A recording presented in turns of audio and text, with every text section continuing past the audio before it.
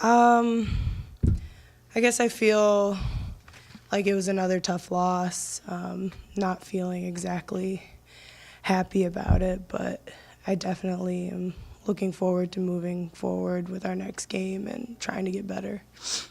I think the main way we cut the lead was playing really good defense, sticking to our defensive principles, and actually executing on the other end as well. So it kind of helped us cut the lead and go on a run to shorten it by halftime. I guess they were just playing basketball, driving, shooting really well, attacking, things like that. And we were just struggling to probably get out on them for the most part. Well, Purdue is known for their 1-2-2 matchup, and we were matching up. And so we had to I was initially hoping that we would dribble penetrate and those gaps. Instead, we ended up changing into a different offense, which didn't match up as well, and I think gave them a little more difficulty. And that's when we started making our run in the second quarter. Well, I think, we've had that issue for a bit, is not being aggressive off the bounce. And I think it's one thing to be aggressive off the bounce, and the other thing is to be aggressive off the bounce. And you also notice they blocked some shots. That's a pretty athletic team when you get in that close to the paint. So you want to dribble penetrate, but you would dribble penetrate too far. We're smaller. It's tougher for us to get those shots up against those guys and to draw fouls.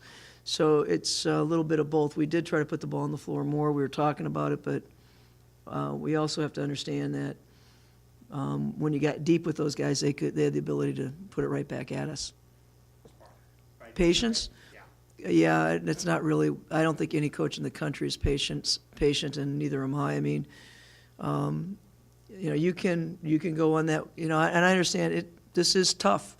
It is really tough, and for a couple of the programs, there's a couple programs that have new coaches, and there's a lot of programs that have coaches that have been there 7 or plus more years, and so it is a process, but I'm coaching these kids now, and so that's what I want to do, and so I'm not going to stop coaching 1 minute of that game. The message, and quite frankly, is we have to live in the moment, and the moment now is playing Indiana. I mean, quite frankly, we can't look at, people can talk about our record. We're very aware of what's going on here. But if you get caught up in that and don't get caught up in what the next game is, we might as well pack it in, and we're not going to pack it in. So the message after the game is live in the moment, and the moment is practice on Tuesday, Wednesday, and let's play another game. You get ahead of yourself, that's when it really starts tumbling apart at this point. I think if you're in our practices, you'd be surprised still the energy level that this team has, and I think it's very unique. And our world right now, this is tough. We've got to be tougher.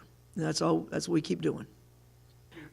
Well, Sydney does the things that, if a coach tells a kid, work hard in practice, talk every day, show up, have a good attitude, all those things, and which a lot of you can't just consistently not, say, hey, and she's starting, and not just that, her production on the court, she boxes out, she talks, she does the things that we're starting to build on, and I feel like you need to put kids, she deserves to play like anybody else. And I thought she's given us good minutes, but those minutes have been earned not only by her attitude, but by her play.